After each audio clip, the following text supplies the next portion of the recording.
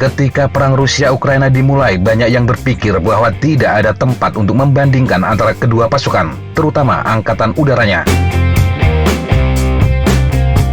Rusia memiliki hampir 1.400 pesawat tempur, sementara Ukraina hanya sekitar 132 unit. Sedangkan untuk helikopter, Rusia memiliki sekitar 950, sementara Ukraina hanya 55. Dari angka-angka ini jelas tidak ada cara untuk membandingkan keduanya. Rusia diperkirakan akan dengan mudah mendikte jalannya pertempuran. Superioritas dan dominasi langit oleh Angkatan Udara Rusia adalah sesuatu yang tidak dapat diperdebatkan oleh siapapun. Namun yang terjadi kemudian merupakan kejutan bagi sebagian besar analis terkemuka di dunia.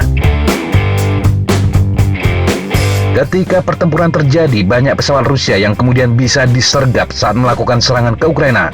Sulit untuk mencari data yang benar-benar valid. Namun, situs web militer Oryx telah dianggap oleh sebagian besar analis sebagai sumber yang dapat dipercaya. Alasannya, selain blog itu terbukti tidak terafiliasi dengan pihak tertentu karena berbasis di Turki, juga karena mereka tidak pernah menghitung apapun tanpa video atau foto pendukung.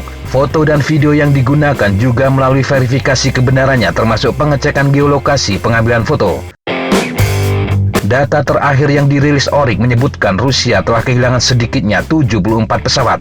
Jumlah itu terdiri dari 19 pesawat tempur, 1 pesawat transportasi, 32 helikopter, dan 22 pesawat tak berawak. Untuk pesawat tempur yang ditembak atau rusak terdiri dari 9 Su-25, 4 Su-30SM, 5 Su-34, dan 1 Su-35. Sementara pesawat transportasi yang jadi korban adalah AN-26.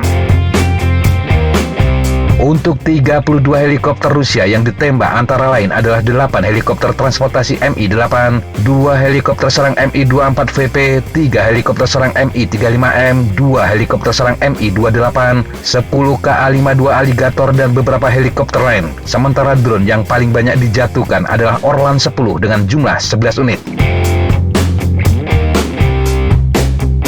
Sedangkan di pihak Ukraina, 31 pesawatnya menjadi korban.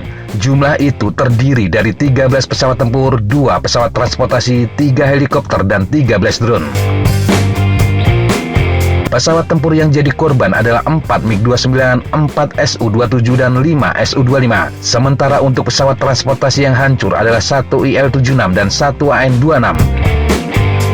Bayraktar TB2 menjadi salah satu jenis drone yang jadi korban. Sebanyak 3 drone ini ditembak jatuh, sementara yang lain adalah jenis Tu-141, A1SM, dan UJ-22. 3 helikopter yang jadi korban terdiri dari 1 helikopter transportasi Mi-2 dan 1 Mi-8, serta 1 helikopter serang Mi-24.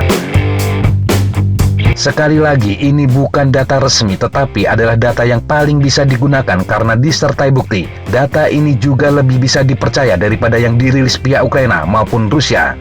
Jumlah pesawat Ukraina yang lebih sedikit juga bisa jadi karena perang terjadi di Ukraina, dan orang Ukraina membatasi mengunggah pesawat mereka yang ditembak jatuh untuk menjaga moral pasukan. Intinya, jumlah yang sebenarnya baik di pihak Ukraina maupun Rusia kemungkinan akan lebih besar.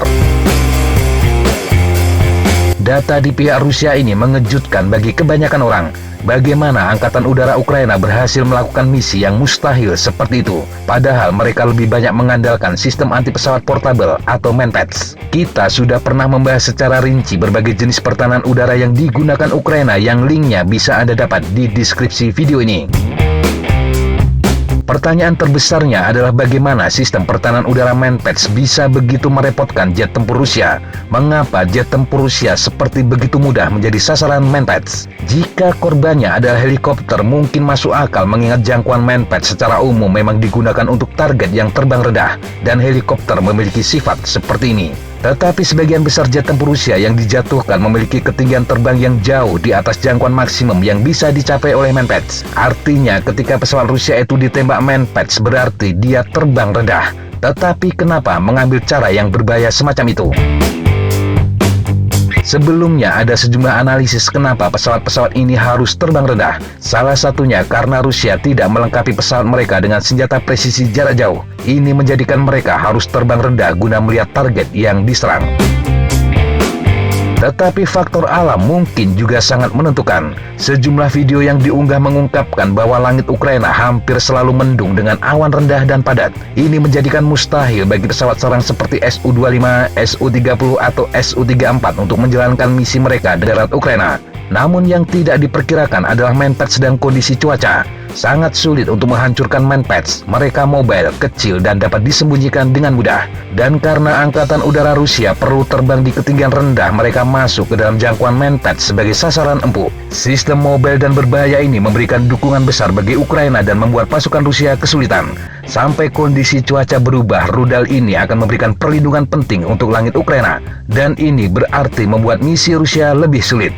Satu-satunya jalan adalah tetap terbang tinggi dan menggunakan rudal presisi dengan panduan yang tidak terpengaruh cuaca. Banyak serangan semacam ini kemudian digunakan oleh Rusia untuk menyerang sejumlah target, salah satunya dengan menggunakan rudal hipersonik Kinzhal. Tetapi tidak semua pesawat sepertinya membawa rudal presisi jarak jauh, dan mereka harus tetap terbang rendah dengan resiko masuk dalam incaran Manpads.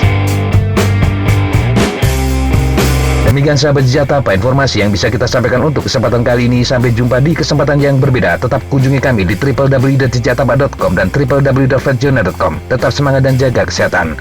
Salam, fly like an eagle, fight like a falcon.